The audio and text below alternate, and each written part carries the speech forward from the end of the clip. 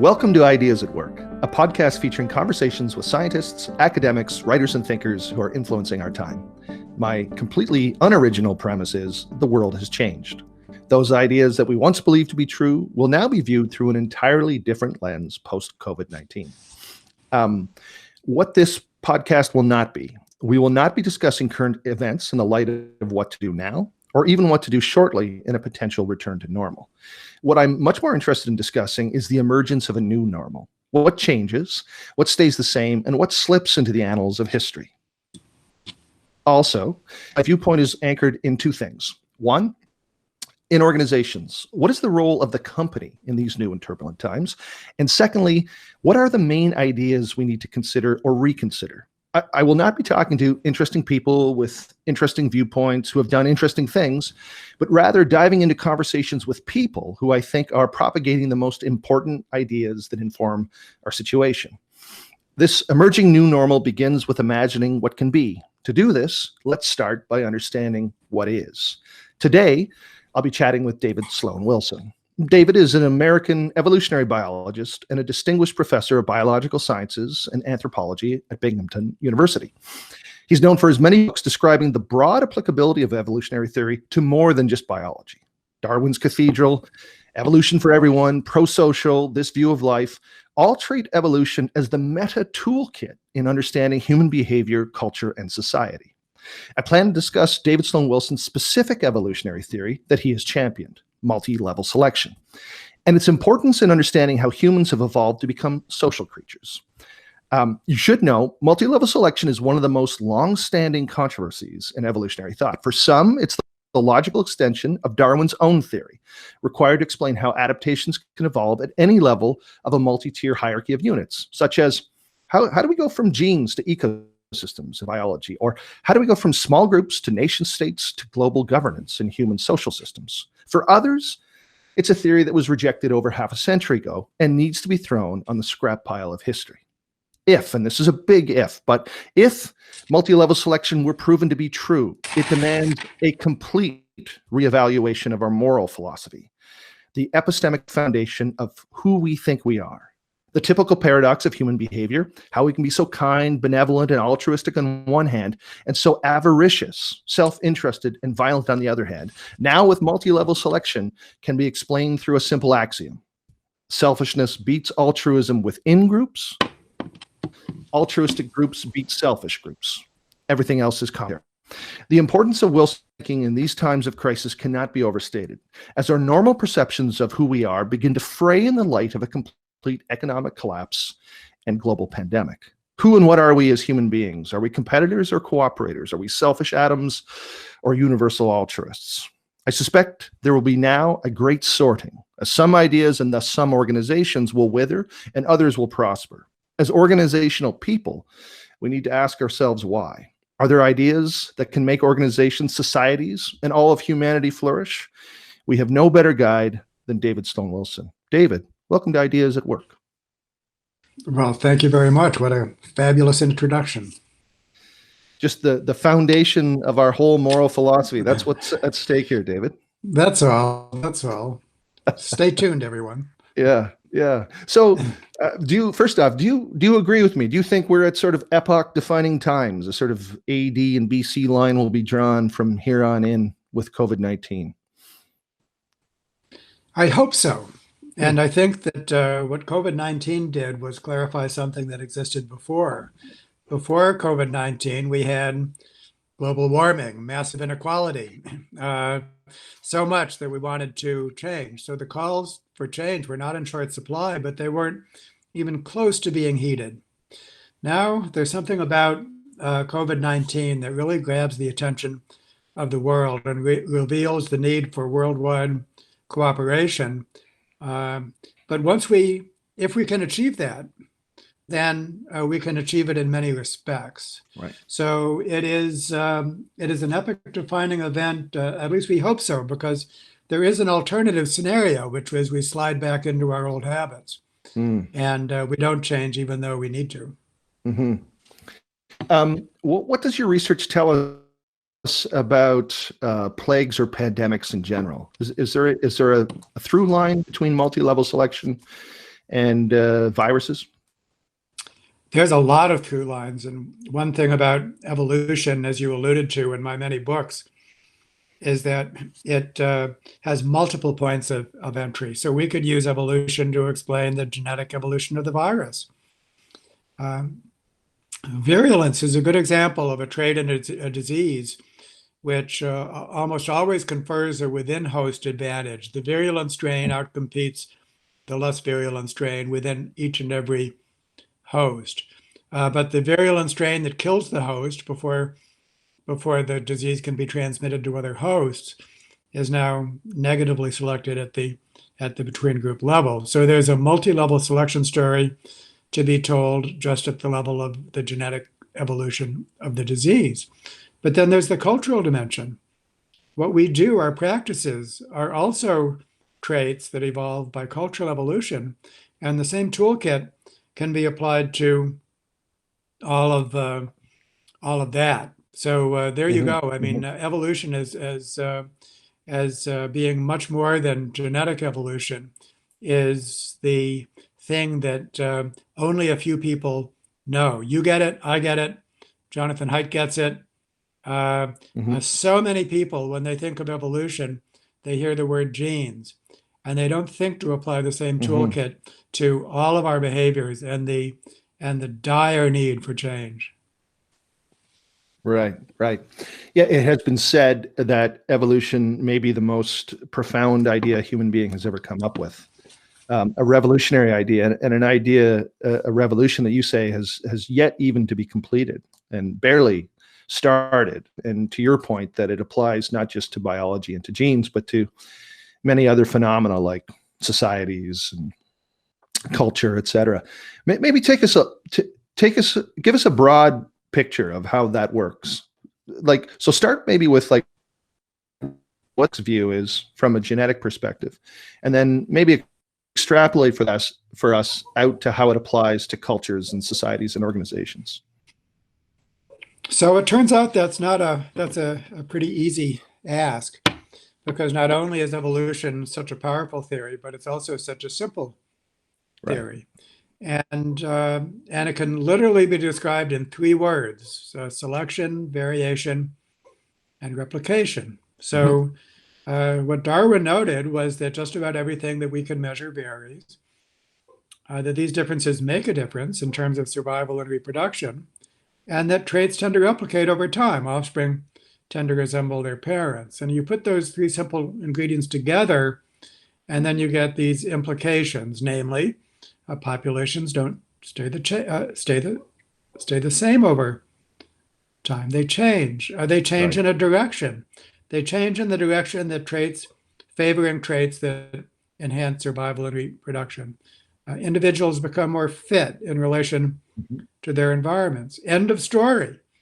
And so in my book, Evolution for Everyone, I say that learning about natural selection is like having a premature orgasm. You think that it'll take a long time and build to a tremendous climax, but then it's over almost as soon as it began.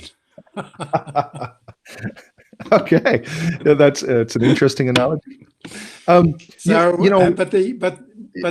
Just to continue, Darwin knew nothing about genes, right? And but for most of the 20th century, with the advent of genetics, the study of evolution became constricted to the study of genetic evolution, as if the only way the offspring can resemble their parents is by sharing the same genes. Right. And it was not until the closing decades of the 20th century that evolutionists went back to basics, and they defined evolution as any process that includes those 3 ingredients of selection, variation, and replication. And that's the great opening, the great generalization that we are now witnessing today. That new epic that you're talking about will be when that becomes common knowledge and everyone understands, identifies evolutionary processes in all their forms wherever they exist. Yeah, no, fascinating. So there's 2 really interesting stories at play here, I think. One is just how profound the implications will be, as you suggest, when everyone understands how evolution works from a cultural perspective, from an organizational perspective, indeed from a multi-level selection perspective. So that's one story, the story of the idea. And then there's this other story. It's a more personal story about how that idea was championed by you in the teeth of scientific orthodoxy. And that story is almost like a Hollywood movie story in some respects, or at least maybe from an outsider, that can be how it's viewed. So let's park the first story, which is the idea, which is the one I'm really, really keen on exploring, especially from an organizational perspective. But let's touch on that second story. So how did you come to this idea, and how was it to be sort of alone in the wilderness with it when everyone thought it was the wrong idea?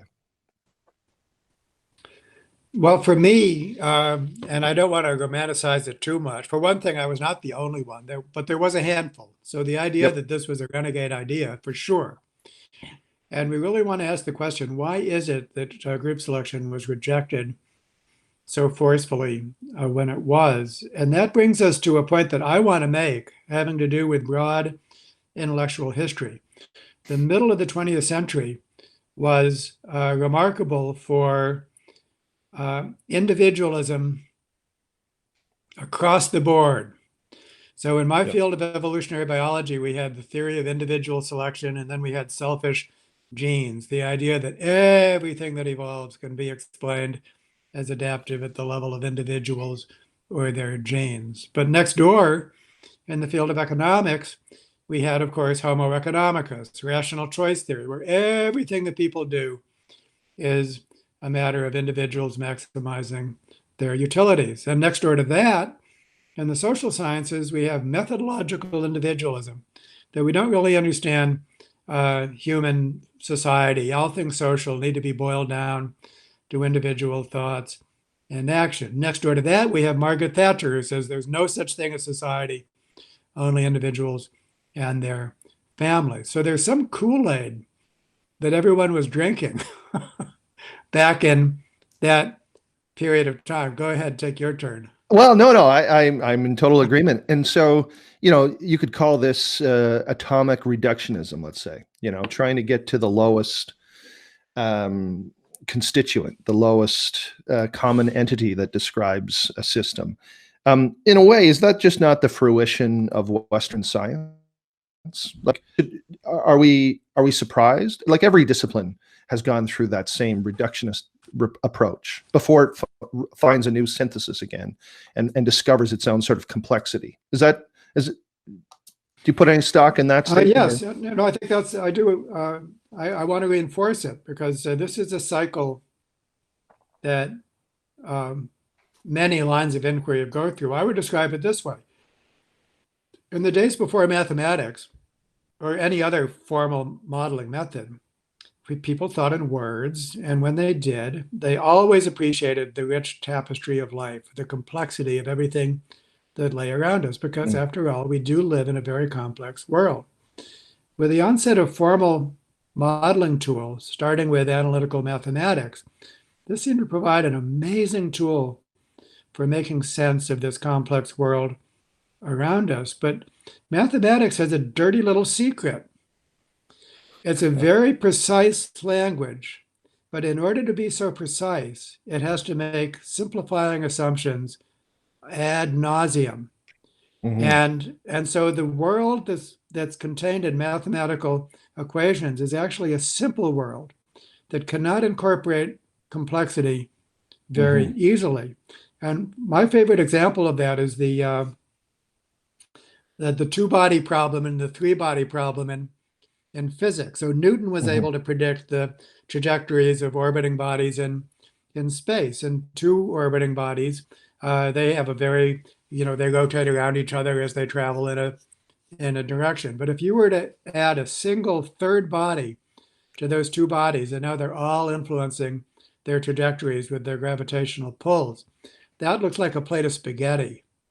And so going from two bodies to three bodies hits a kind of a complexity wall, never mind multiple bodies. And there's a beautiful illustration of this that anyone can look up on YouTube. Imagine a pendulum, the standard pendulum that just goes back and forth, back and forth. So that's simple, totally predictable.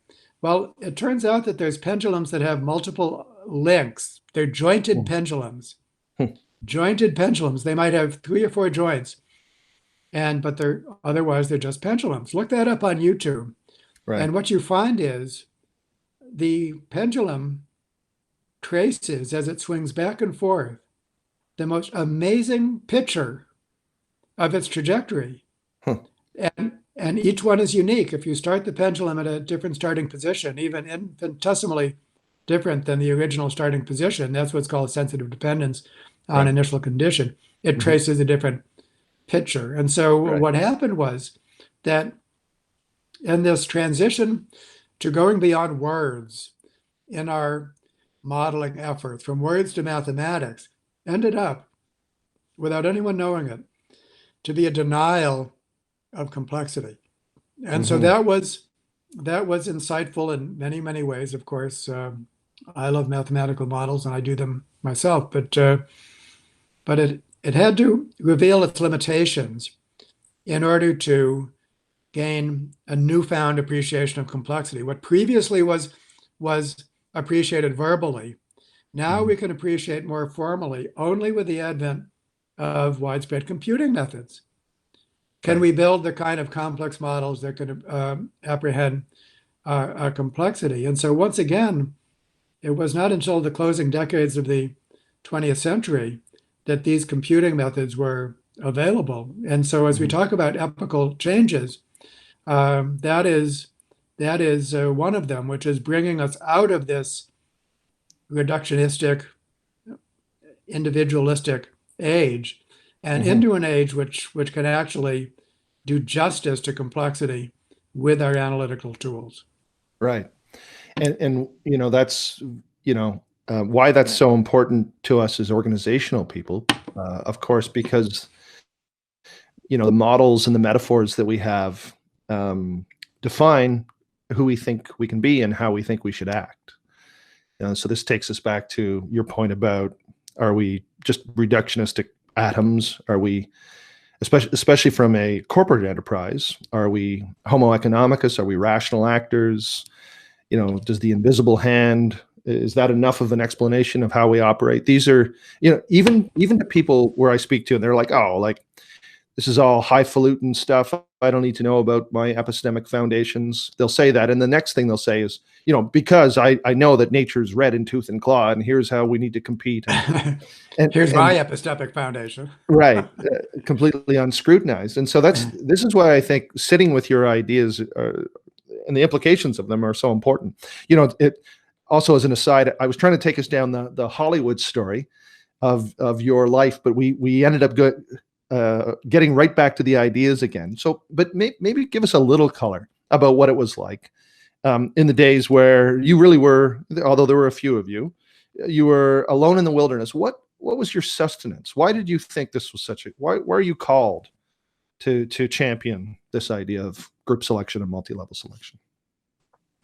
Well, in the first place, I was ambitious. And so for me, to revive group selection was a way to make my mark. I didn't run away from it. I ran towards it. In the second place, I had a kind of a conventional moral upbringing. It was not religious, but it was moral.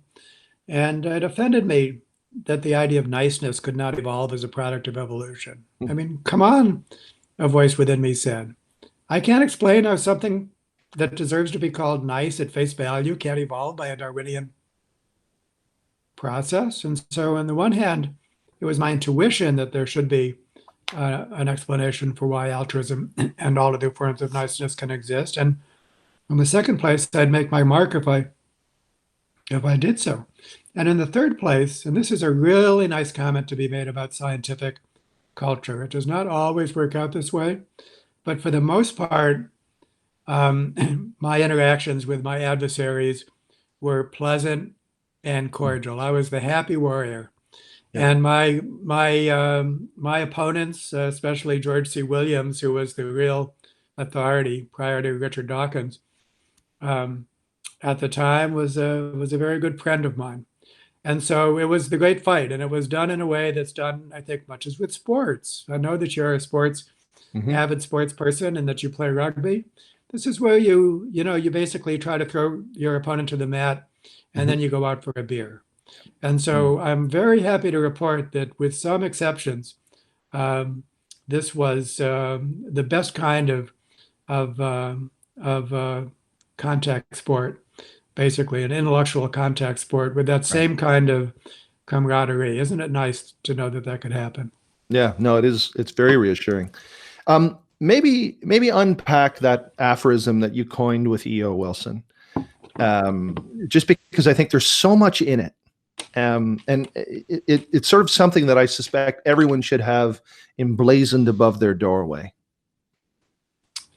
Right. Well, thank you for that. And I think that now that we've talked about individualism a little bit, Mhm.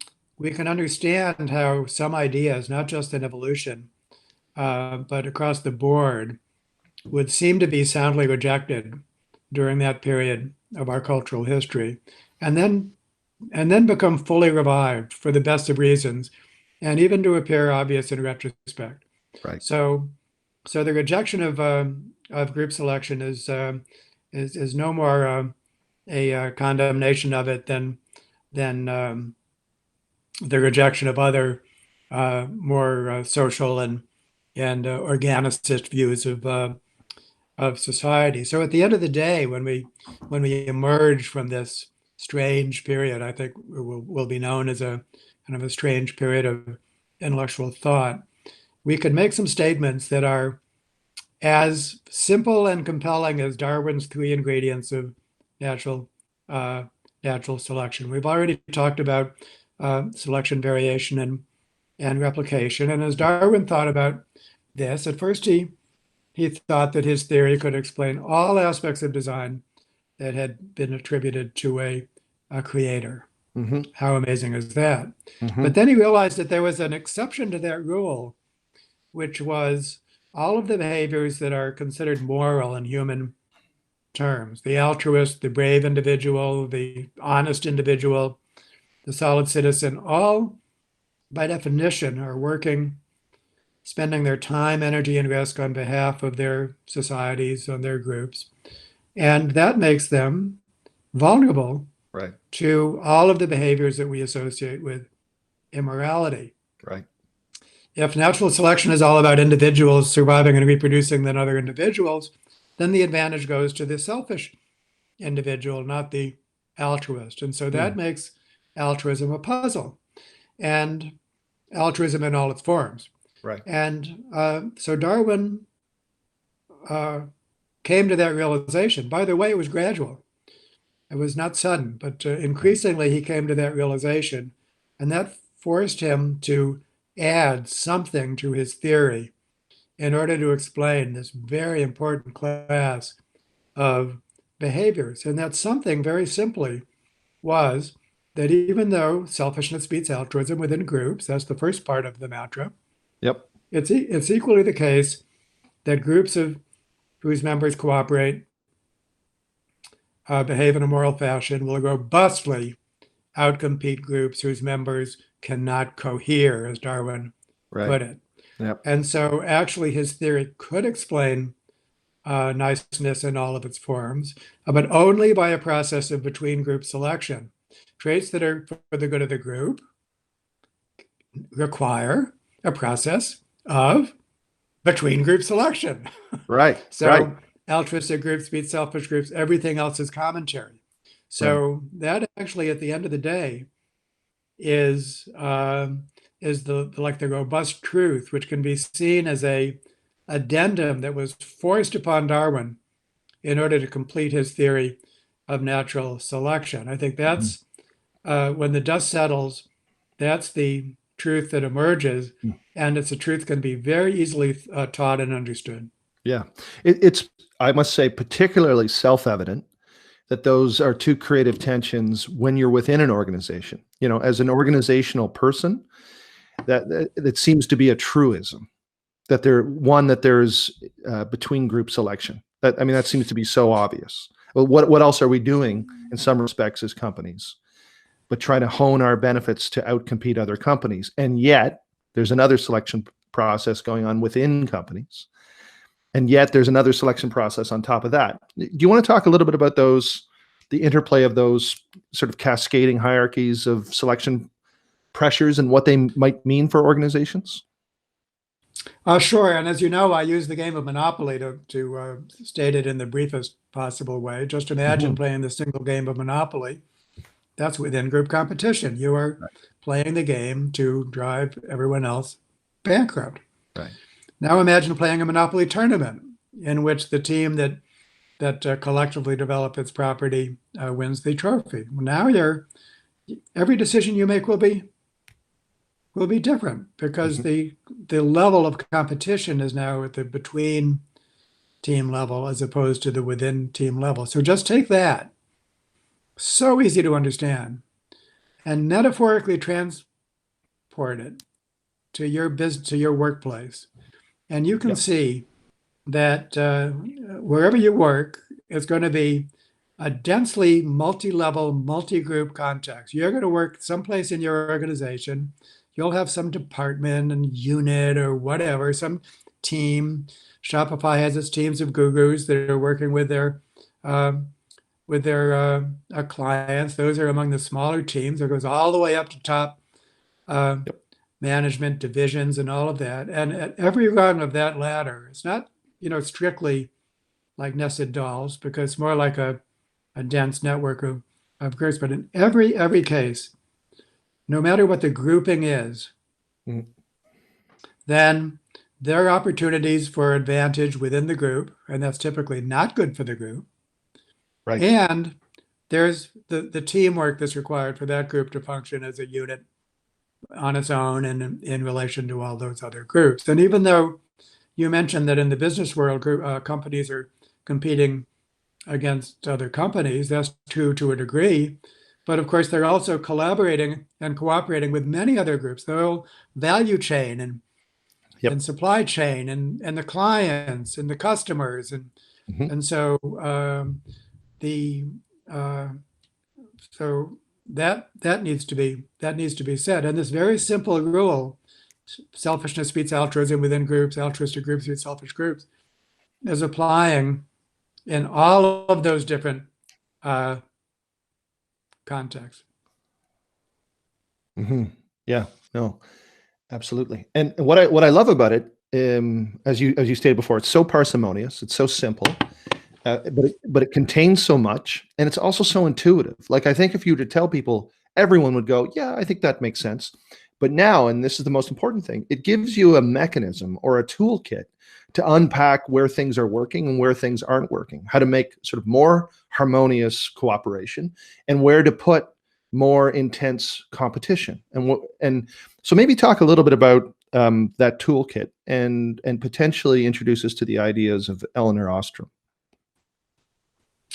Sure. Let me just pause to organize my thoughts just a little bit because when we were talking about complexity, Yeah. that sounded kind of complex. Models, math, Yeah, yeah, stuff like that. That makes it yeah. sound like beyond the average person's capacity. But what's really special about this toolkit that we're talking about is how intuitive it can be. More like those three Right. ingredients that I was talking about, and the little mantra about selfishness um, and altruism within and between our groups. This can become like riding a bicycle, basically. Once you've learned it, Right. then it's second nature to you. And a lot of my writing, including my newest book, This View of Life, is basically getting to people to kind of learn how to ride that bicycle. And Yep. there's multiple tools in the toolkit, but the one I'll focus on is the one from Eleanor Ostrom. Lots of lessons there. Who was she? She was a political scientist. How famous is she? Well, she won the Nobel Prize. How's that for you? But despite that, when she did win the Nobel Prize in economics, she was unknown to most economists. And Hmm. to this day, when I ask audiences who all knows about Eleanor Ostrom, I get only a smattering of hands. And this illustrates something I'd like to emphasize, which is the idea of a knowledge archipelago and a practice archipelago. That because we don't have general ways of communicating with each other, then the way we think, whether it's informal thinking or formal academic thinking, and the ways that we practice, whether informed by some theory or not, all of these have an archipelago-like quality to them. They're very local.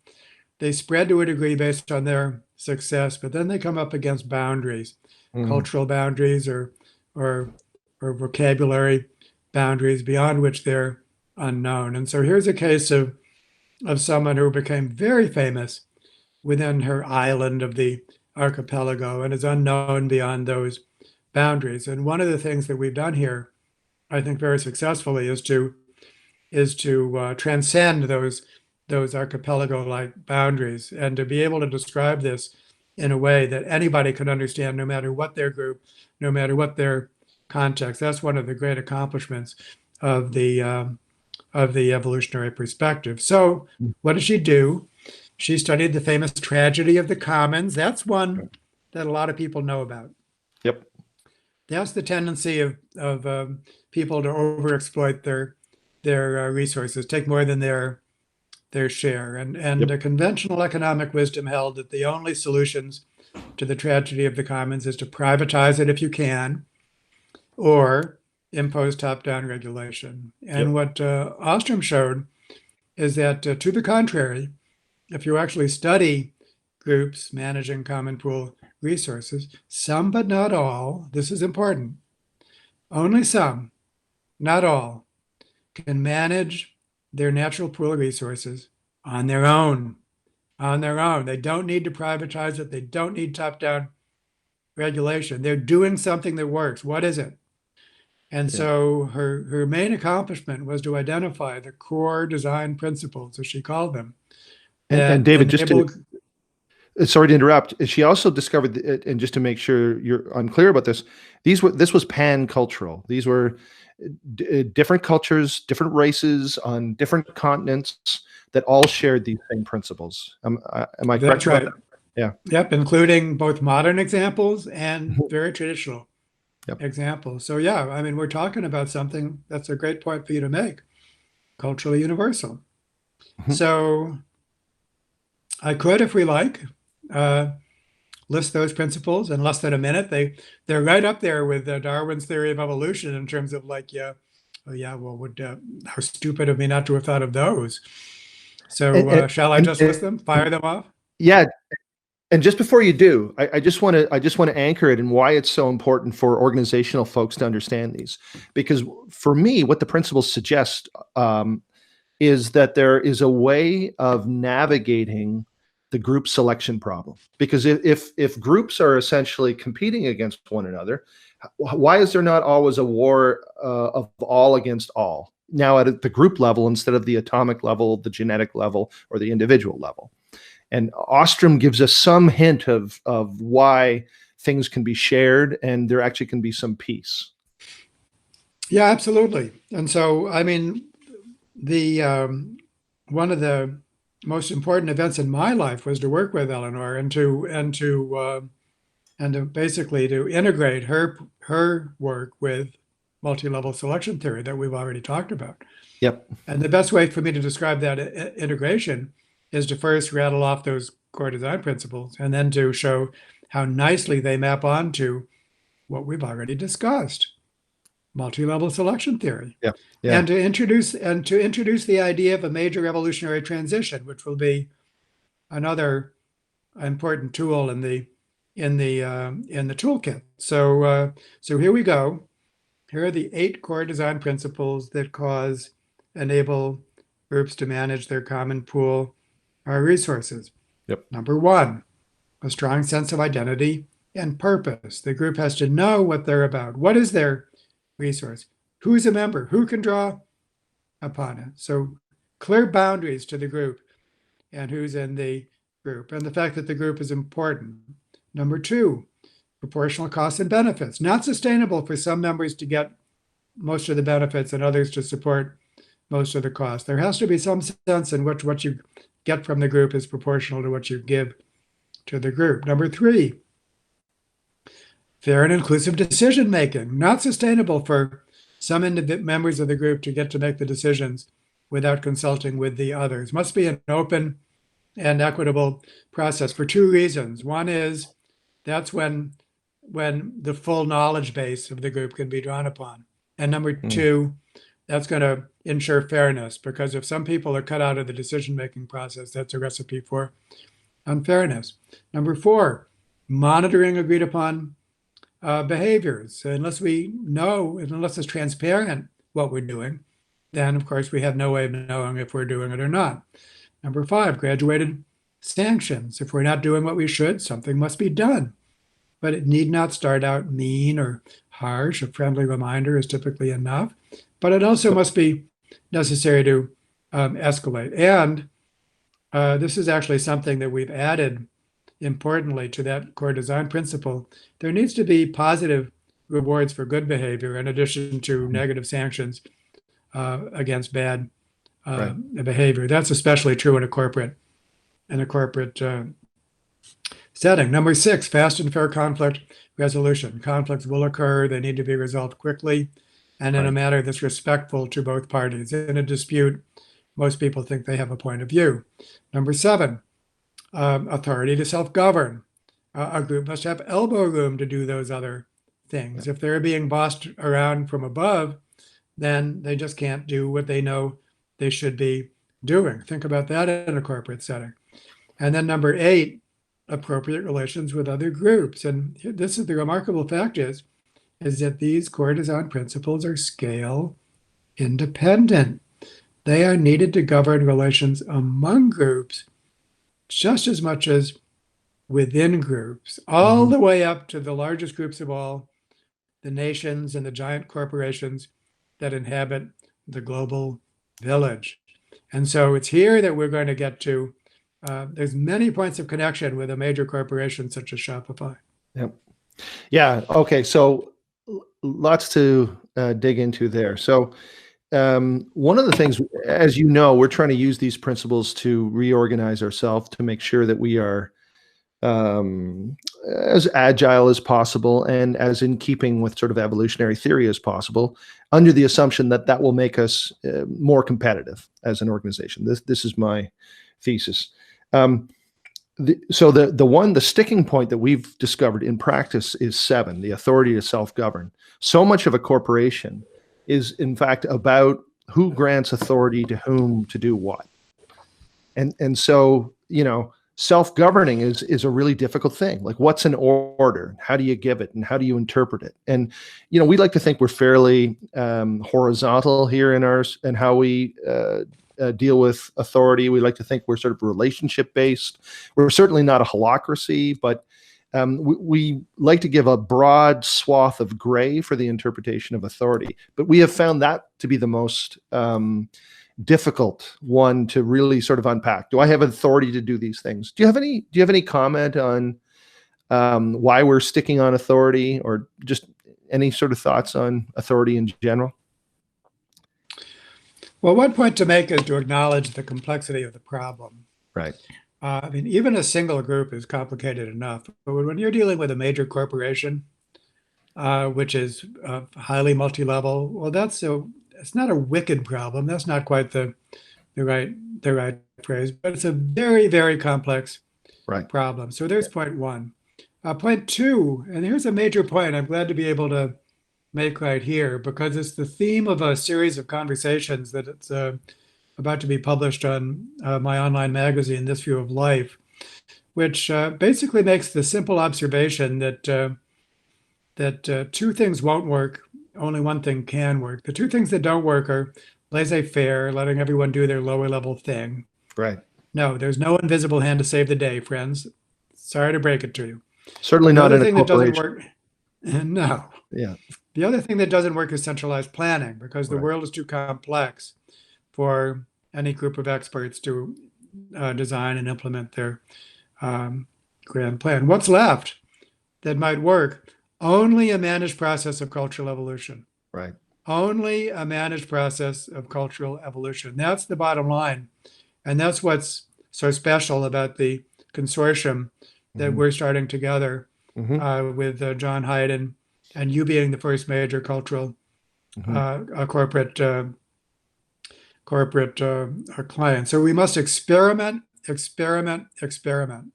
And what we decide is going to be very context sensitive. So let's take your teams of gurus that are working with clients. Or actually, let's drop into another example, one of my favorite ones. I think you're familiar with it as well. The book Team of Teams by General Stanley McChrystal. Yes, sir. Who was in charge of U.S. forces in Afghanistan and Iraq when they were fighting Al-Qaeda. And amazingly, Al-Qaeda was beating the U.S. armed forces. The most powerful military on earth was being beaten by this ragtag group of fighters. And what McChrystal did was in two stages. One is he formed small teams, think of Navy SEAL teams, that could play the same game and as their opponents. And that required autonomy. When you're right there and something's happening right now, well, you have to make the decision. You don't ask someone up the chain of command whether you can do something. You do it, right. And then you can provide a postmortem. And so there's, for that one context, you have created highly autonomous groups. Okay, it might not work for other contexts, but it does work for that context. Well, he discovered, in addition, that it was not good enough for these teams that he created to function underneath a standard military chain of command. He needed to create team of teams. And so he describes how he did that. So the point being, coming back into a corporate setting, and by the way, he has become a corporate advisor. Yes. In his current life. And he's a very smart guy, knows a lot about complexity, not so much about evolution, but so what that means is it's going to depend. And I'm reminded of a book by Tim O'Reilly, the internet guru. Has a wonderful book titled WTF ? That stands for what's the future? And what we can do about it. And he talks about some of the better aspects of the major tech companies, and including Amazon, which in many ways is a very top-down controlling corporation, but nevertheless, it has what they call two pizza teams. In other words, it has to be small enough to be fed by two pizzas. And these pizza teams make promises. They're tasked to do something that's functional. This is what needs to be done from the large corporate perspective. The team commits to doing something. They make a promise, we'll do this. But then they're cut the slack that they need in order to do it. They are given the autonomy. Right. So there's a little piece of Amazon that works well by granting appropriate autonomy. How that works for the rest of Amazon, that's another question. Right. Yeah, no, I mean, tech in general are pretty familiar with the sort of, two pizza team concept, the small agile team that is given a lot of agile, Scrum, all of that stuff. All that stuff, both whether it's the actual agile process or small a agile as I'm using it. Very often, Toby, very often it's said that, and I think it's true, that those teams work just great. But the problem is that they operate under a traditional command and control corporate hierarchy. It's like McChrystal before he implemented teams of teams. Right. So, no, absolutely. And I don't know if we've chatted about this, but McChrystal's team of teams fingerprints are all over my org, in that we had actually a very specific problem. We had a support team, the one that I run, who was getting complaints about how to fix the product and how to tweak it, and those fixes, those ideas, and those tweaks were being cataloged and then sent to the product team, who were very receptive, but just things weren't changing. And what we discovered was, and we experimented with a number of different data ways of presenting it. So how could we present you with the most germane data at the best time? And it turns out none of those mechanical computational solutions worked. And so what we ended up doing was embedding some of the best people on my team into the product teams to give deep context of what was going on. And as soon as there was a human relationship between the teams, and because this is again straight from McChrystal, the people understood what the problems were, and then they acted on them immediately. So there was great care before, as there was afterwards, but what seemed to do the trick was these human relationships of people embedded in other teams. McChrystal uses the example of no one from the Navy SEALs would be interested in talking to someone from Canadian Special Forces, talking to someone from the FBI, talking to somebody from the from the SAS, but once you're embedded with them, and then those walls come down, and it's like that opens the floodgates to the sharing of real intelligence and then faster action. That was really perceptive on his part. And then here's where some evolutionary psychology comes in. Yeah, just a recognition of us as biological creatures, right. And that personal relationship being, you have to be that good an evolutionary psychologist in order to have that insight. So there's a few rules that could be. Go ahead, Toby. Oh, but it just also speaks to the very first rule of Ostrom, right? Which is highly functional teams know this. And if you've ever been on a highly functional team, there is a deep sense of identity. Like first thing, there's a deep sense of identity. And of course, the paradox is the identity forms a sort of wall of allergens that keeps other people who don't have that identity out.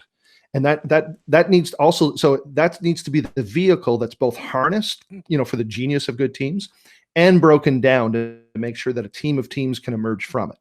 And my only point is, as we begin to understand the mechanisms of what makes a good organism and a good organization, then we can actually build one. Like heretofore, we're trying to build organizations in the dark without any sort of theoretical architecture or understanding of how to do such a thing.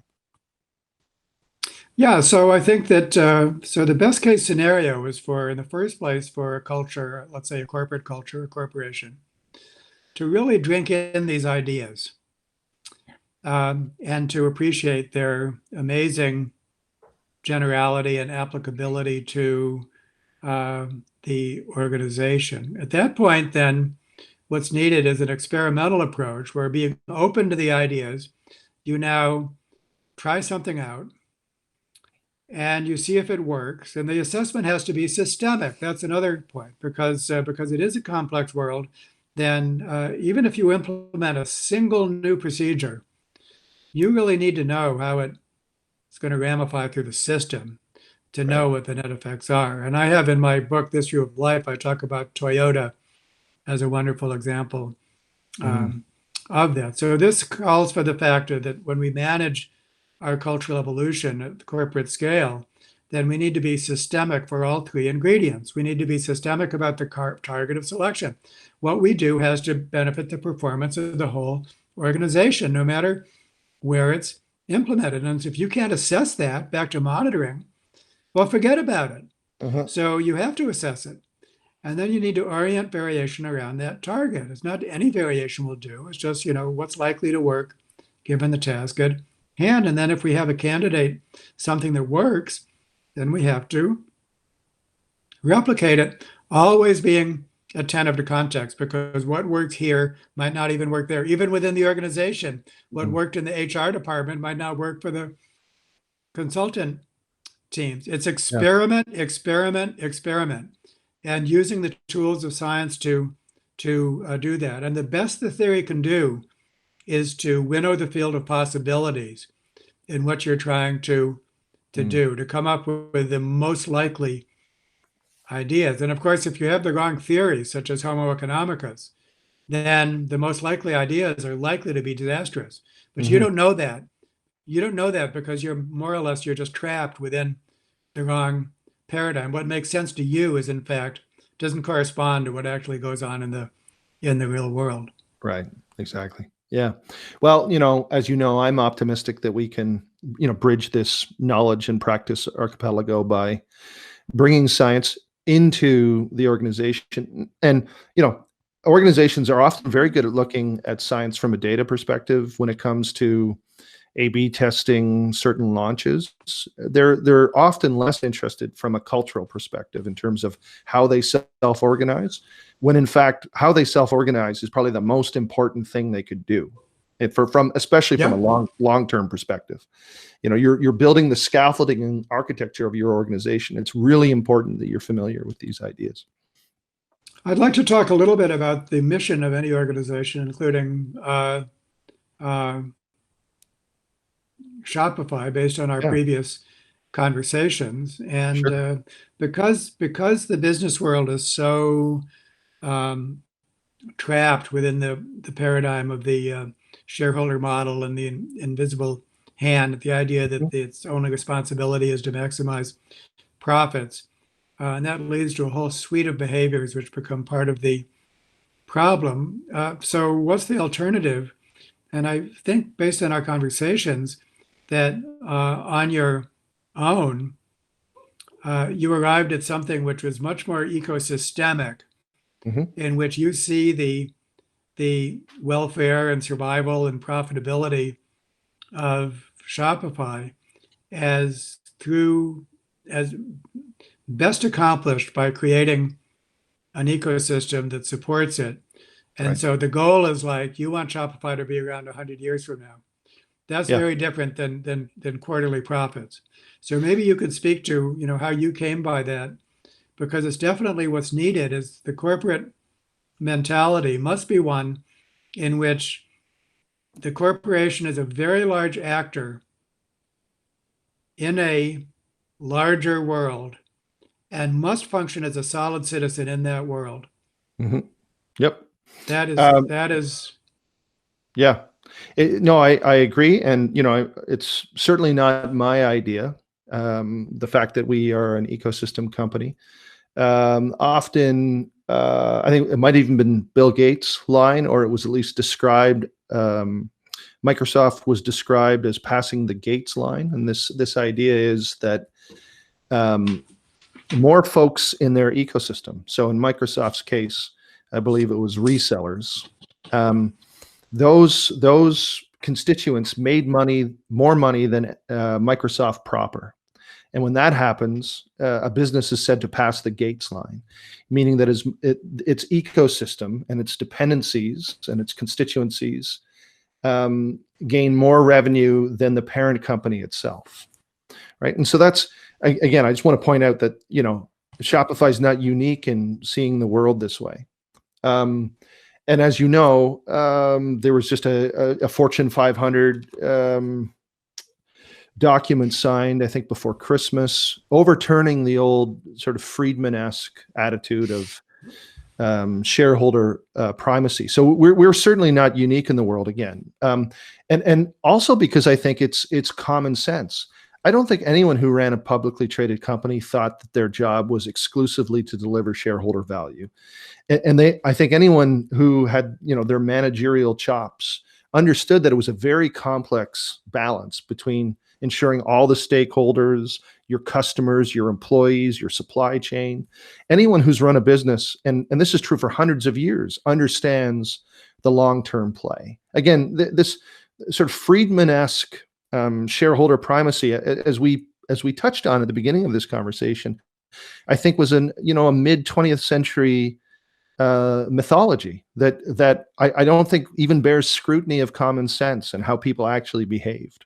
So I'm and maybe I share optimism with you that I think, given a new heuristic and a new metaphor and a new scientific paradigm, I think businesses will embrace this. Now, one of the things that helped us is, I guess, we had this intuition all the way along from very early days.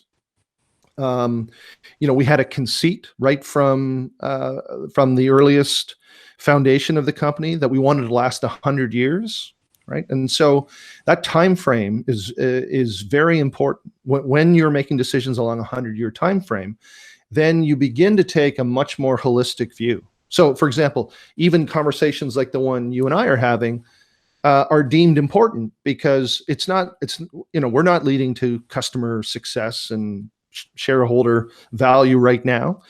We're trying to tease out really important things about how the company should work. And that's everyone at an organization has that responsibility and obligation to have those conversations with people. So again, I don't think we're special hothouse orchids here, David. I think a lot of people are seeing business this way these days. Yes. So first of all, thank you for that. But I want to push back a little bit. Certainly, you're not unique, but I do think that there's something paradigmatic about what we're talking about. And let's spend just a minute talking about what the philosopher Thomas Kuhn meant by paradigms. They're configurations of ideas that are kind of self-reinforcing, so that if you're operating within them, it's hard to go beyond them. Right. And I do think there's something paradigmatic about the shareholder value model. I've heard it said many times that nobody really believes in that. But no, I think actually I've heard it many more times that, well, actually, yes, they do for the most part, or for many do. And it leads to a very short-term time horizon. It leads to a privileging of profit making and so on. So there's your one paradigm. And then there's the other paradigm that Shopify falls within. And you're right, it's not the only one, thank heavens. But it's still, I would think, still in the minority. And needs to grow. Basically, needs to replace that other paradigm, and needs to stand on strong legs. Because when we talk about like what authorizes a paradigm, the other paradigm has seemed to rest upon a very strong foundation, the whole edifice of orthodox economics. As it turns out, that's a house of cards. Well, what does our paradigm stand on? What does it rest upon? We actually have a legitimate scientific foundation for our paradigm, but one that needs to be articulated and as forcefully and as to be as public and conspicuous as the edifice of orthodox economics. And so that's one of the things we're building and needs to be built, is this strong scientific foundation. You might think it's just like, oh, that's just the ivory tower. Who cares about that? No way. Well, this is the foundation upon which our practices are built and justified to everyone. As you know, I certainly do not think that. I think actually scrutinizing your epistemic foundation as an organization might be the most important thing you do, because without being built on strong ideological foundations and sound scientific principles, you're axiomatically going to be pushing in the wrong direction. So, and I think that, there's another side conversation, which is I think more and more organizations are going to see having these conversations as well. And of course, as you know, this is a goal that you and I and a few other scientists have. Bridging, again, you said, this sort of practice to theory archipelago. Like the conversation you and I are having should be a conversation that most mid-level managers are having with thoughts and ideas about how to better their organization. And it is what I think both you and I are trying to do, is dispel the myth that this is a difficult, esoteric, and useless conversation to have. Totally. I mean, this should be taught in business school from day one. Yeah. There's one point. Right. There's one point. Exactly. Yeah. Yeah. Okay. So with that, why don't we jump? I have an Askify with a bunch of people who have questions, and we can just use those to jump off and continue this conversation. Are you okay with that, David? Sure. And I have them ranked here in live, so I haven't seen many of them yet, and I'm just going to. Okay. So here's the first question by Amy Conroy. Many of the general public are currently looking to Shopify for help to save their businesses and protect their livelihoods during this time. In your opinion, what altruistic approaches should we be taking internally and externally to ensure that we're helping our merchants to the best of our abilities? Right. And Amy, so this is Amy's. Yeah. Well, I think that I see the opportunity of working with Shopify as a twofold opportunity. One is the organization itself, and then there's the many, many, many other businesses that the organization reaches. What is it? 1 million? Yeah, oh, yeah, over 1 million. I think what Amy's question is asking is like, what should Shopify be doing?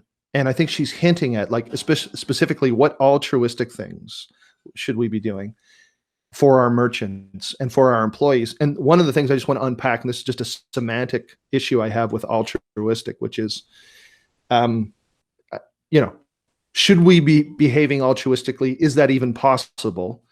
But like, what does multi-level selection tell us about how we should behave to our merchants now and how to behave to our employees now? Well, I tend to favor the word pro-social over altruistic because altruistic has a strong connotation of self-sacrifice. And pro-social, really what we're working towards is cooperation, basically, which works well for the cooperator. So there need not be much, at the end of the day, when things are configured, you do well by doing good.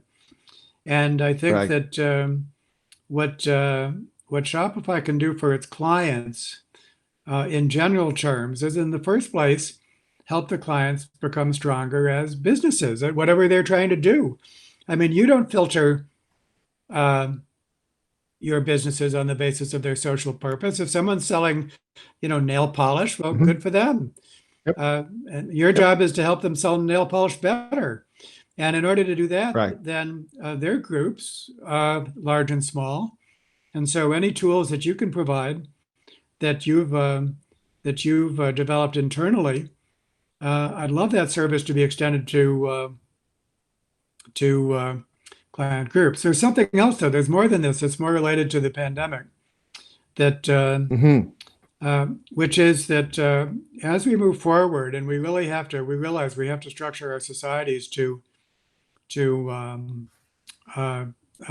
protect ourselves against future pandemics, then social distancing, I should say physical distancing. There's a very important distinction to be made between physical distancing, that's what's needed to protect yourself from disease, and social distancing, which we need to avoid whenever possible.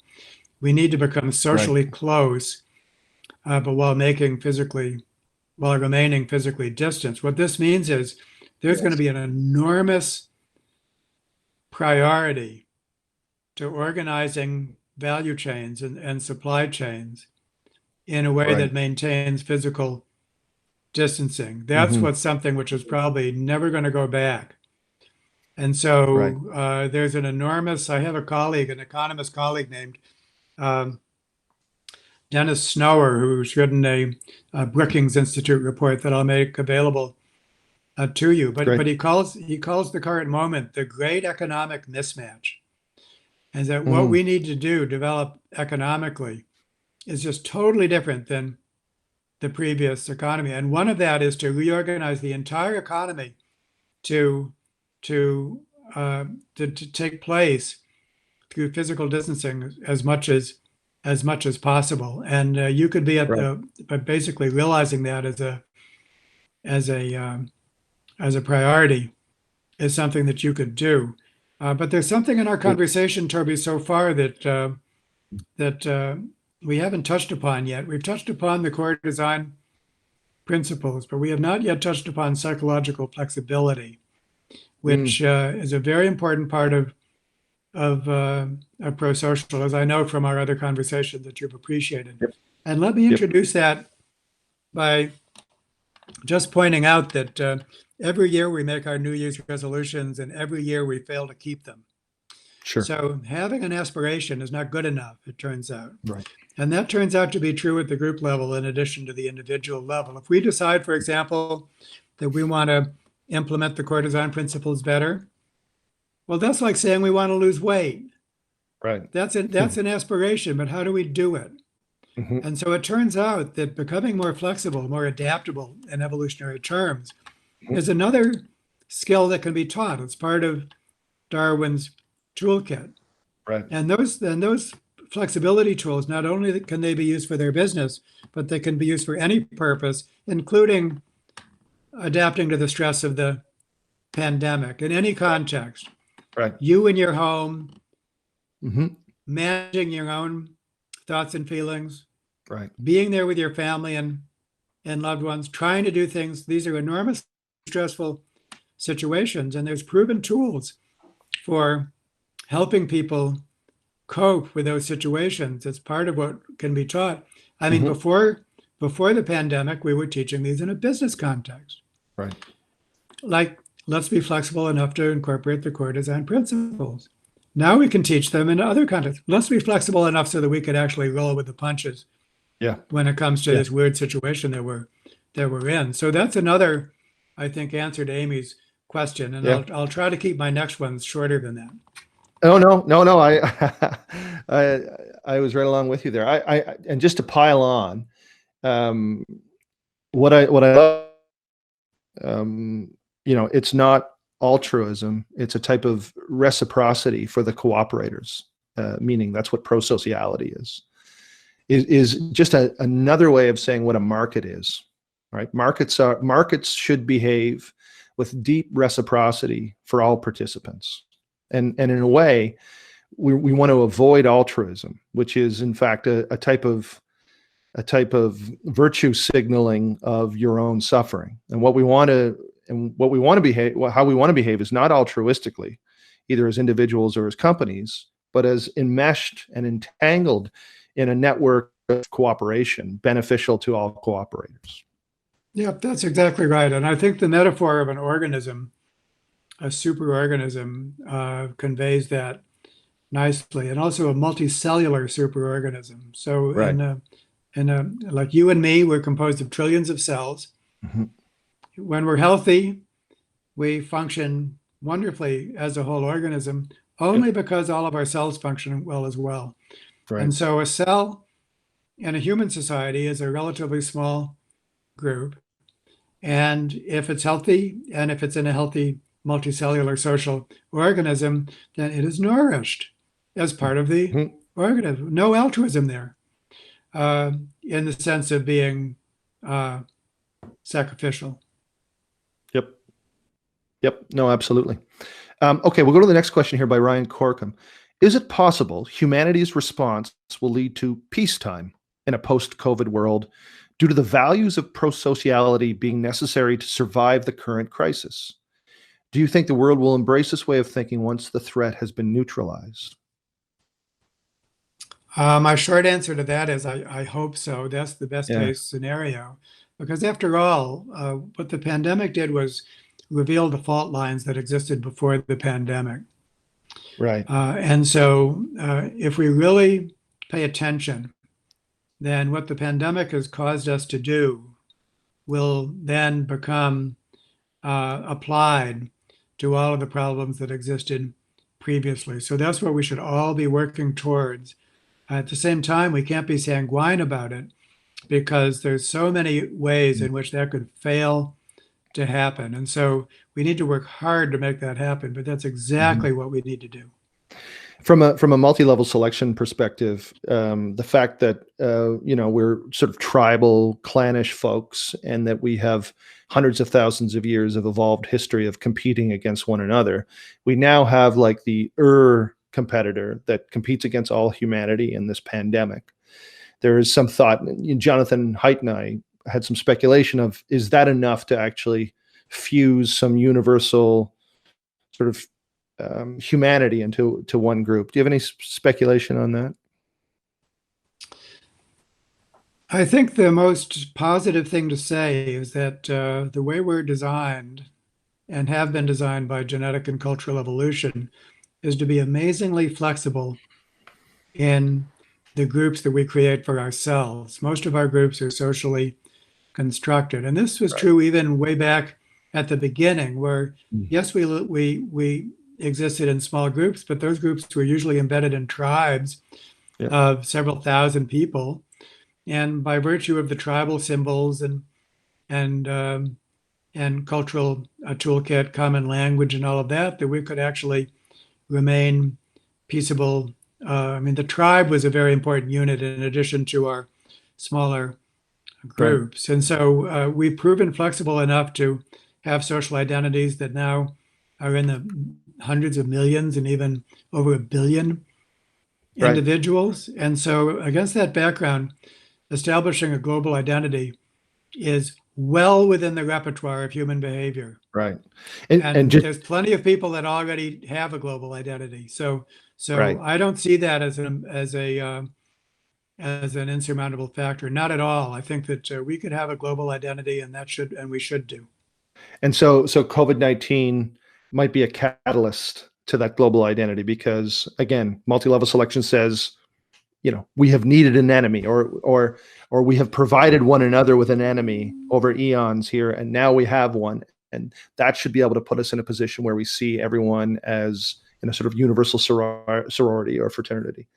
And to your point, like if 1 billion people can do it, I assume you're talking about large nation states that are relatively homogenous, where Chinese people would see themselves as sort of one entity at least, or maybe even the EU is an example where people feel like they have a common identity of under 500 million people. That's sort of what you're alluding to, David. Yeah, and if you look at the broad sweep of history, you find, of course, that the scale of human society has increased, but with many reversals along the way. Of course. And Peter Turchin is the person to read on that among others. And I think that when it comes time to a global identity, that's like a mental construct. Mm-hmm. It sort of falls within the bin of the first core design principle, a strong sense of identity and purpose. Who are we? Yep. We're everyone on the planet Earth. Right. We are humanity. So you have to start thinking that way, but you won't get far without the other core design principles. And whenever I hear people talking about, like, the aliens from outer space are needed to pull us together, or in this case, Right. a pandemic disease, I feel like saying, well, yeah, maybe a little, but the profiteering begins immediately and always has. Sure. Always has, is taking place at this moment. How are we spending those trillions of dollars that Congress has authorized? And so if you don't have those protections for ensuring cooperation, and this actually, we need to connect a couple of dots here, Toby, because what the core design principles do is they suppress the potential for disruptive within group selection. That playing the single game of Monopoly, well, the core design principles make that difficult. And so they tilt the deck, the playing field, in favor of teamwork and against, and that's needed at all scales. So in addition to adopting a global identity, we also have to adopt all those other core design principles, a challenge which is daunting, but possible. Yeah. Oh, fantastic. Okay, we'll go to another question here by Aaron Olson. Given that you are subject to the constant pressures of multi-level selection, how do you personally find meaning as an individual? And I think you can answer that as you, David Sloan Wilson, or as Homo sapiens. How do we find meaning as individuals, given that we're subjected to multi-level selections? Well, I can speak for myself, and I can speak scientifically that we are at our best and also feel at our best when we are taking part in some cause that we regard as larger than ourselves, to be engaged in some activity that requires working with others, for that to be important, and for our role to be identified as an important role. That's what it means to be fulfilled as a person for most people. It lies behind the religious impulse. Yep. It's what makes war the most profound positive experience. Yep. For so many soldiers, it what makes sports teams so compelling. And so you don't lose your individuality. I think an important point to make, a very important point that this question has raised, is that the architecture of a cooperative group, even at the smallest scale, has a huge component of individualism in addition to groupism. That on the one hand, the individual is a member of a group and they're doing something in common. But on the other hand, the individual is an agent within the group, has a say within the group, refuses to be pushed around within the group. And so therefore, there's nothing mindless about the role of the individual in a group enterprise. And so that's a wonderful thing to say, that the basic, what we associate with democratic governance is not just like some new cultural form. It's part of the essence of what it means to be human. Mm-hmm. Yeah. You and I have spent some time speculating on what I call the 5 M's and their relationship, this nested relationship between individuals, which you could call the me, and how they are nested up in turn against to a small parochial group, what we can call a micro group of sort of 10, and the observation is that around the 10 group size seems to be optimal, and probably was for hundreds of thousands of our years of our evolved history, because there were hunting parties, or small extended families, and again, not a surprise that as weekend warriors, almost all of our sports teams are around that size, juries, etc. And then that in turn, those groups are often nested up into meso groups. Famously, the eponymous Dunbar number around 150. There's some speculation again that we spent a long time, maybe most of our evolved history, in groups of that size, and that seems to be we seem to be very comfortable in those group size. And those groups again are nested up into macro groups, where we see maybe the modern organization.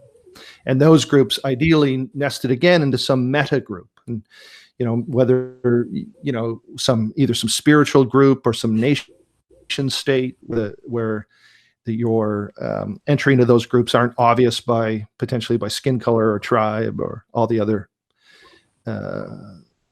parochial points. Any thoughts on that sort of nested relationship and what multi-level selection might say about those? Well, that's the essence of multi-level selection, is that those nested relations exist, and basically Right. web-like relations also. And it seems so very complicated, so very daunting. But in my book, This View of Life, I observed that, each and every one of us is composed of trillions of cells, with billions being renewed daily. We also have our microbiomes composed of thousands of species, numbering in the trillions of individuals that participate in the economy of the body, Right. with a precision that puts the Swiss watch to shame. And so, a planet with merely only 8 billion individuals, I mean, really, we should be able to coordinate. Yeah. Yeah. No. Well put. Well put.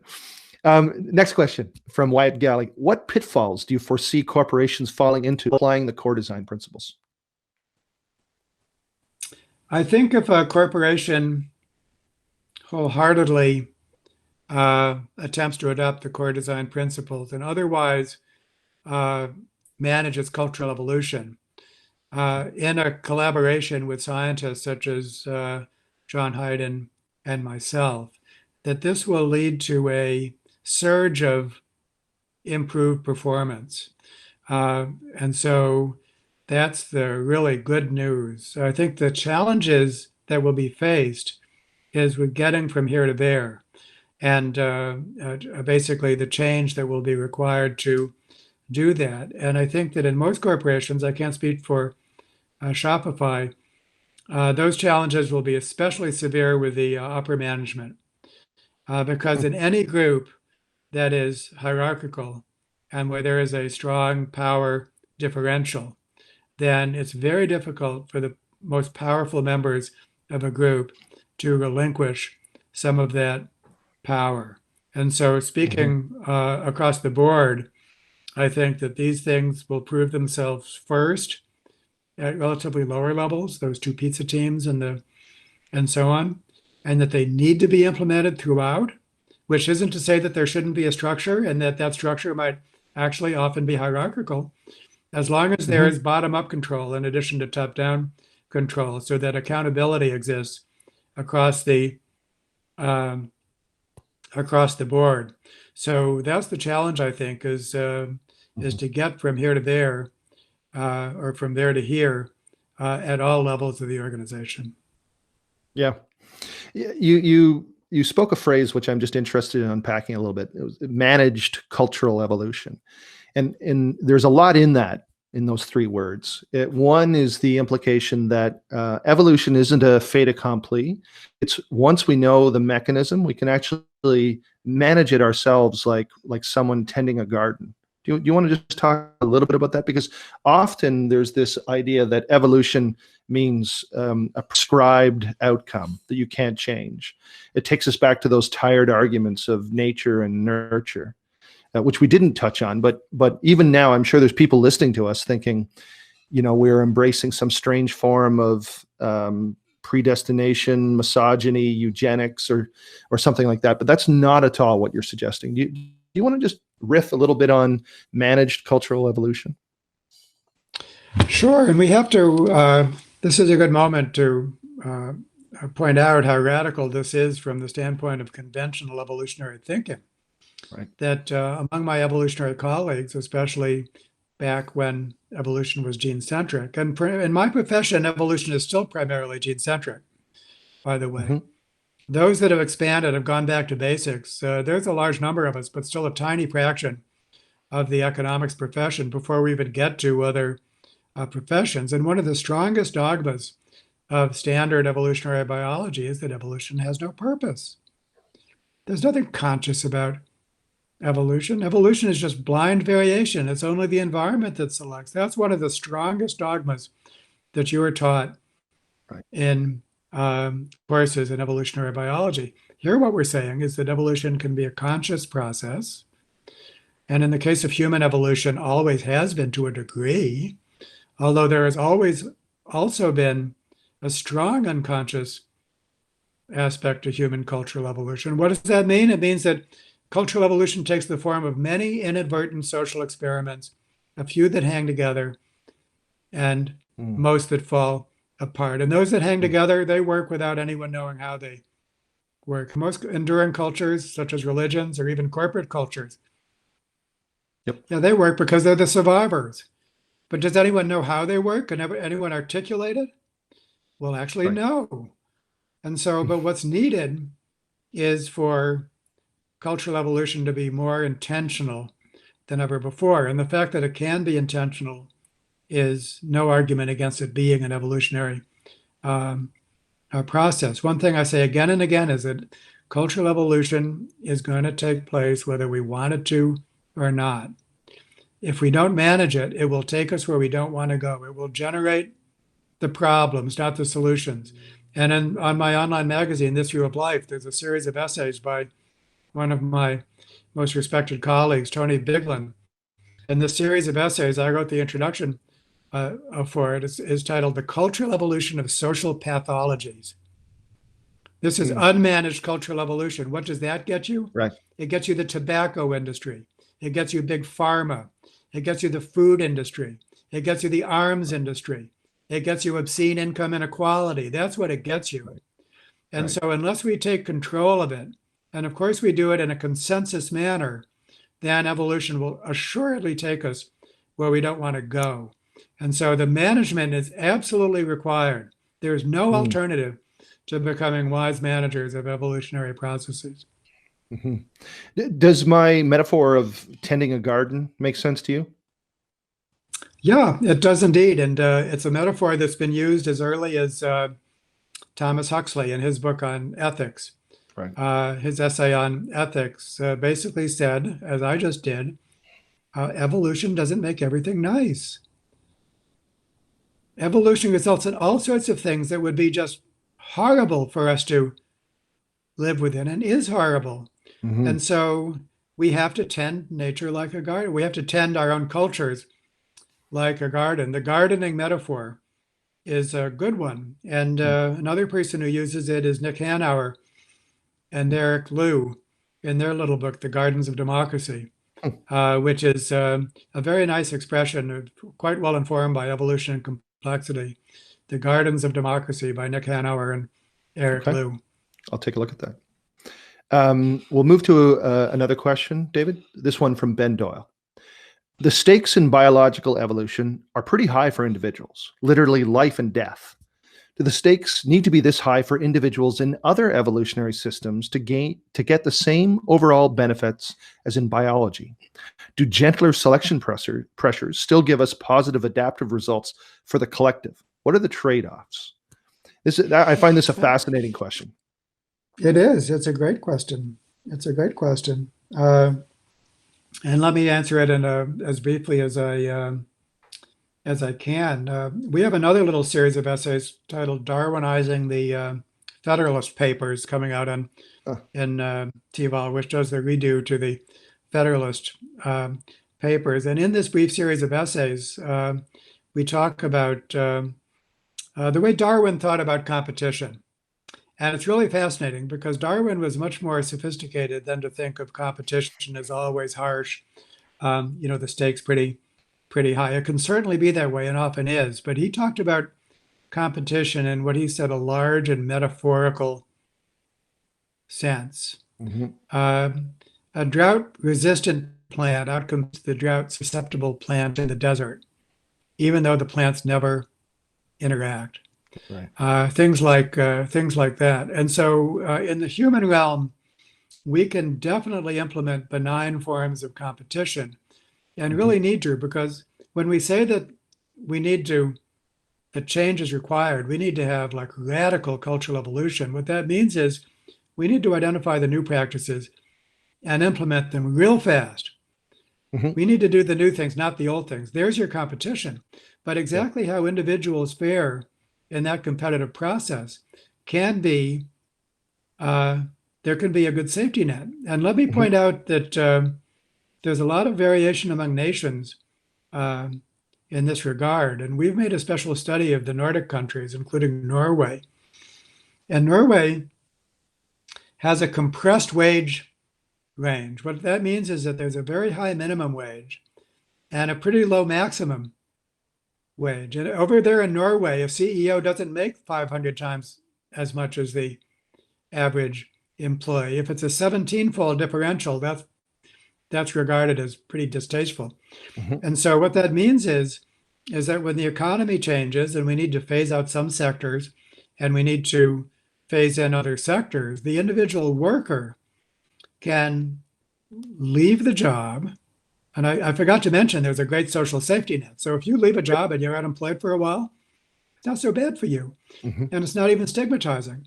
And that means you can retrain for another job. So that is enabling rapid constructive cultural change in a way that is not harsh for the individual. It can be done. Yep. No, I'm in total agreement. You mentioned earlier Peter Turchin and in his great tome War and Peace and War. He outlines how we have been built by war. And this is Ben's point about severe evolutionary pressure on a group. So we've been built under those circumstances, but that doesn't mean we need to continue to live under them and create an environment of social Darwinism. Social and such things as social Darwinism is a great slight to Darwin and to evolution. It is a misreading of what our responsibilities are as evolved cultural social creatures. Not only is it a misreading of Darwin, big time, but it's a misreading of the entire history of Darwinism. And in the same series of Darwinizing the Federalist Papers, there's another short essay, which what it shows is, and there's a lot of scholarship behind this, is that the first people to grab onto Darwin's theory of evolution were the socialists. Right. Like Peter Kropotkin and others. He wasn't the only one. And what they said is that, oh boy, here's what Darwin's theory says to me. The old autocratic order is not fixed. Things can improve. And so socialist Darwinism came first.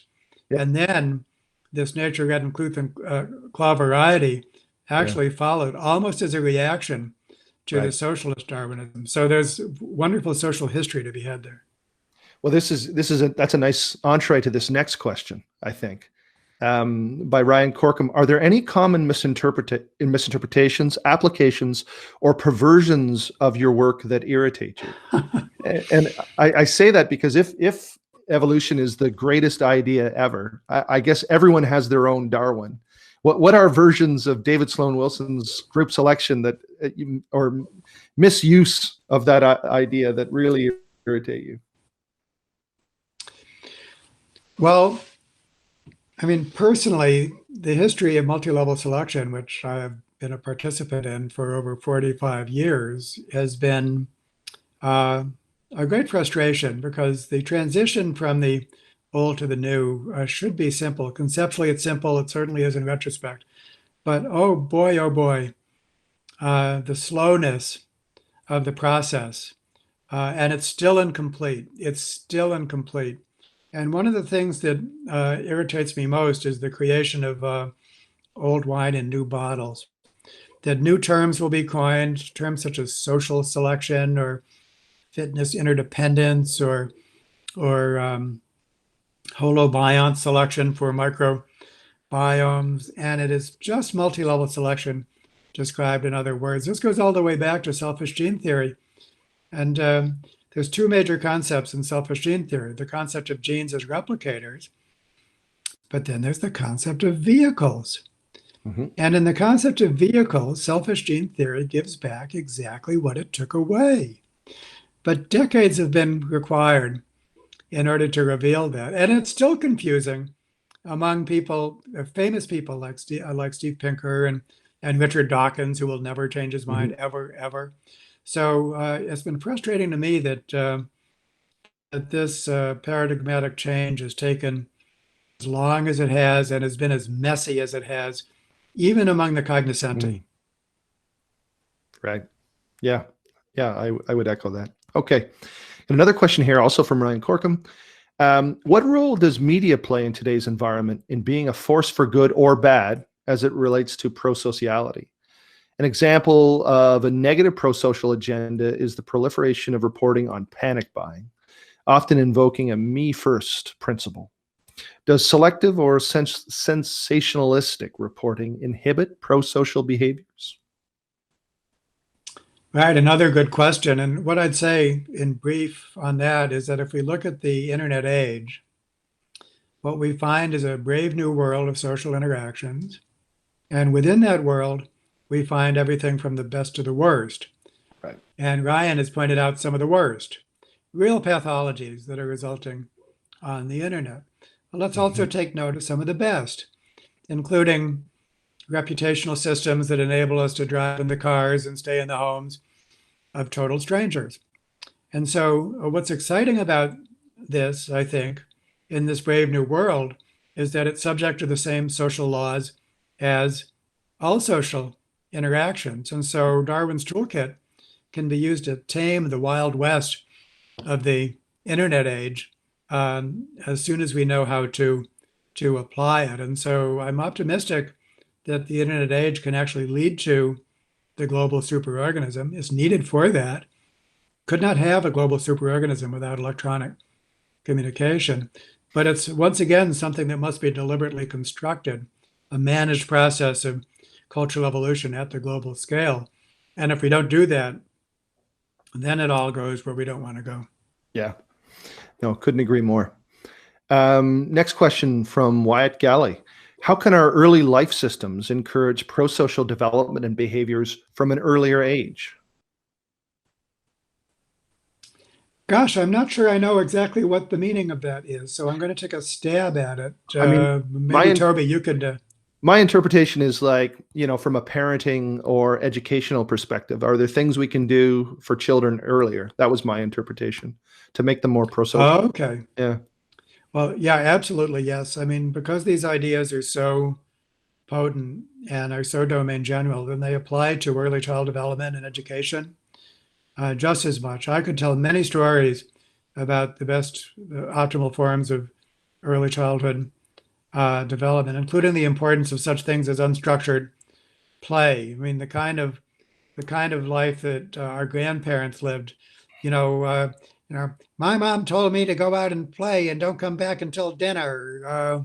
It turns out that not only was that just the way it was back then, but it was the great way to be, because that then enabled people to form their own social relationships, learn how to socially regulate themselves, and so on and so forth. Right. But in addition to that, I want to give another answer, which is that yet another series on this view of life that we're writing is titled From the Origin of Life to the Internet Age. And it actually does connect what I just said about the Internet age all the way back to the origin of life as a series of major transitions. And so there's actually much to be learned about these earlier, purely biological major transitions, including, and I think this is fascinating, the evolution of nervous systems in multicellular organisms as the first internet. Right. What is a nervous system but electronic communication coordinating the activities of the parts of the organism? And so there's a lot to be gained from the general concept of major evolutionary transitions, what we have learned from the previous ones that were purely biological, and how we can apply that knowledge of early life systems to this final transition to a global superorganism. Yeah. No, it's a good analogy. Okay, a couple more questions here.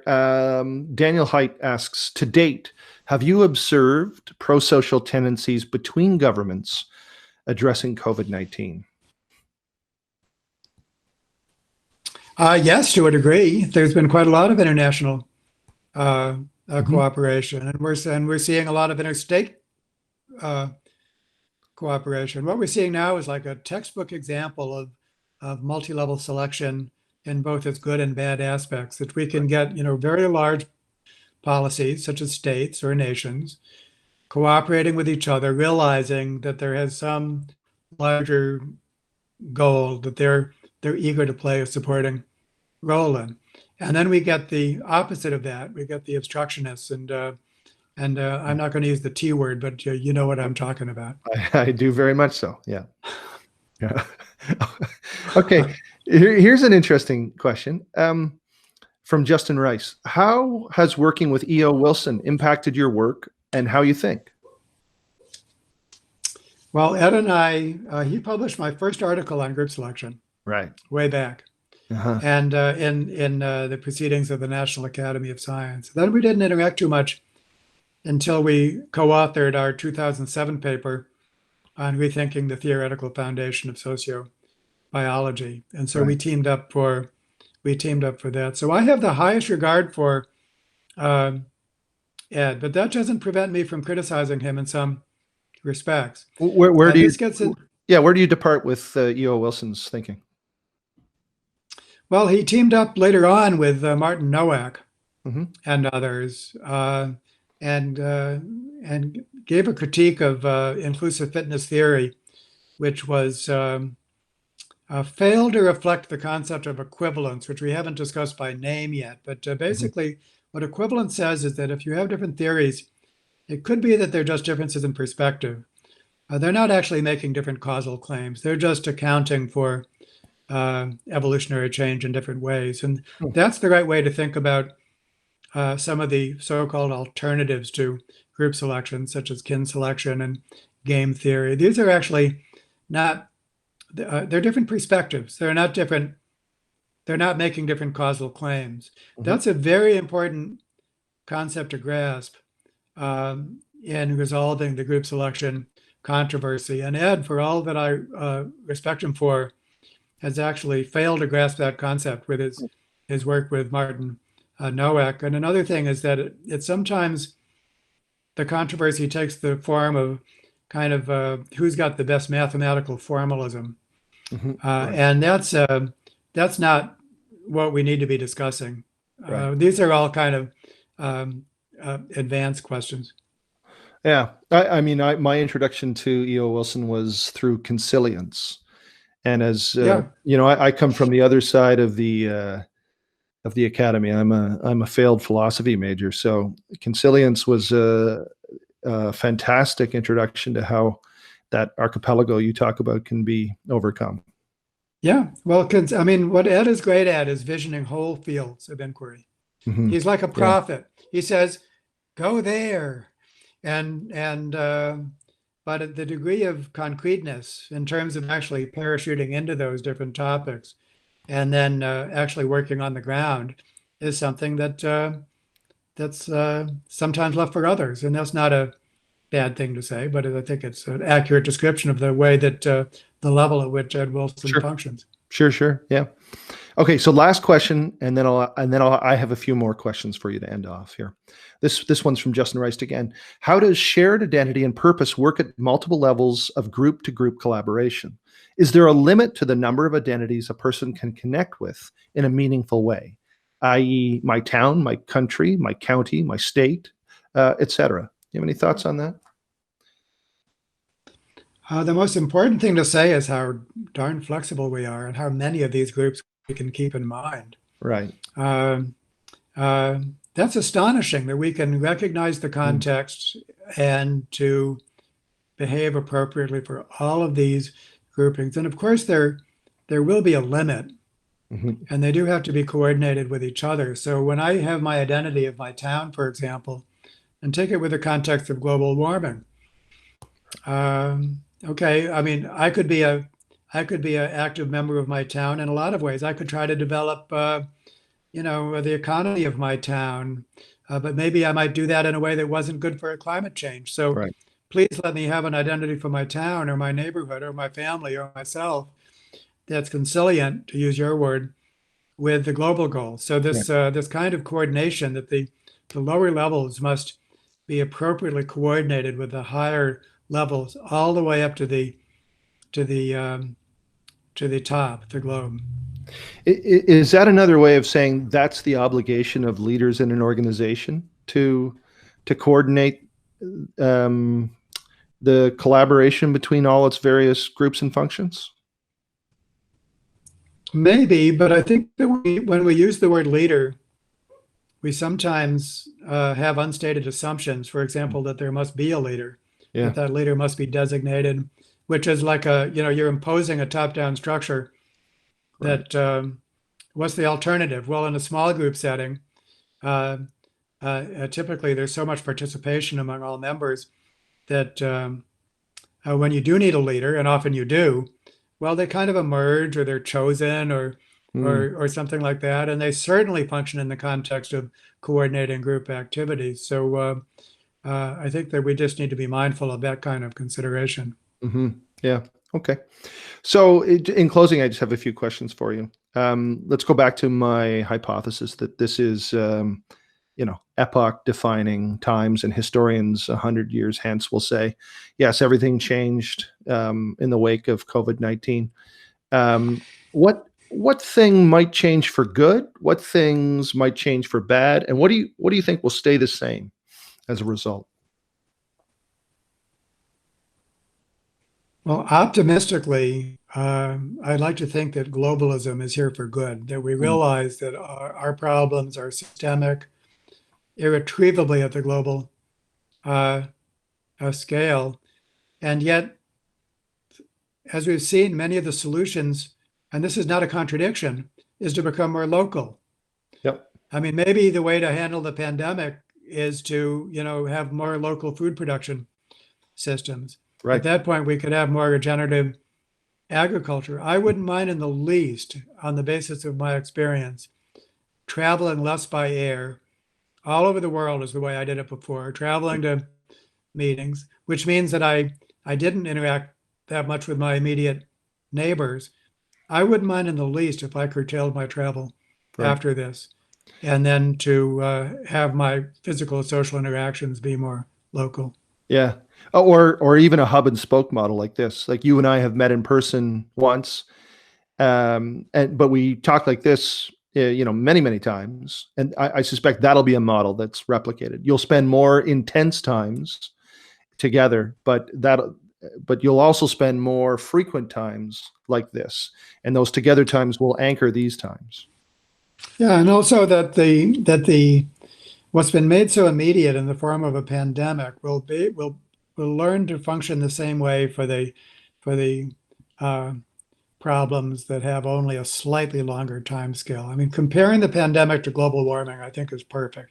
The effects of global warming are far more severe than the pandemic. Many, many more lives have already been lost due to the consequences of global warming than the pandemic will ever be taken by the pandemic. But because it takes place over a scale of decades, then it just doesn't register the same way, but it should. And so I would love for not only for the whole Earth focus to become permanent, but for us to be able to extend the wise and cooperative things that we do to some of these only slightly longer scale global problems of the economy and the environment, and to not restrict it to something as immediate as a disease pandemic. Yeah. No, I again, I just want to highlight, you hoped, as I do, that globalization is here to stay. And, I just want to suggest again, it hopefully is here to stay, but not anchored on wishful thinking, not sort of fuzzy-headed kumbaya thinking, but here to stay because we understand the mechanisms of what can make it work. There was a great interview you did with the Dalai Lama, where you very politely corrected him. I think when he was talking about bodhisattva energy and what was required, and you started suggesting, well, yes, that would be good, but here are the mechanisms. We are paradoxical creatures. We can't just be holy. So you've given us some great tools. And okay, on the negative side, what could get worse? And I want you to highlight something that could get worse that we actually could do something about now that we know more of your science. Well, the worst case scenario is like a total collapse of the current economy, something like as bad or worse than the Great Depression that we have to climb out of only slowly, and for basically social identities to become smaller, not larger, for factionalism to win the day, and for authoritarianism to win the day. And in complex systems theory, there's something called basins of attraction. Yep. Basically, configurations that are stable. They're not necessarily good. They're stable, not good, stable. And if we fall into a basin of attraction that is deeply dysfunctional, it's still stable. Right. And climbing out of it, not easy. Right. And so this is almost like a fire and brimstone service. If we walk the straight and narrow, we can get to a good place. If we don't, we could get to a really bad place. We can get to hell on earth in many, many different ways. So let that be an incentive to actually learn the worldview and its practical tools that enable us to get to that good place. Well, fantastic. Well, I think we'll end it on that fire and brimstone. Listen, I really, David, I really appreciate your time. It's always wonderful and enjoyable to hear your thoughts and ideas. And hopefully we can, in our very modest way, implement some of these ideas to make our organization and the world a little better. So thanks again. Well, thanks to you. And we should tell our audience that very soon we're going to turn the tables. And I'm going to do a long podcast with you. So stay tuned for that. Yeah, I'm sure they're queuing up as we speak. All right, David, listen, have a wonderful afternoon and evening, and we'll chat again real soon. All right. Thanks a lot. Yeah, bye-bye.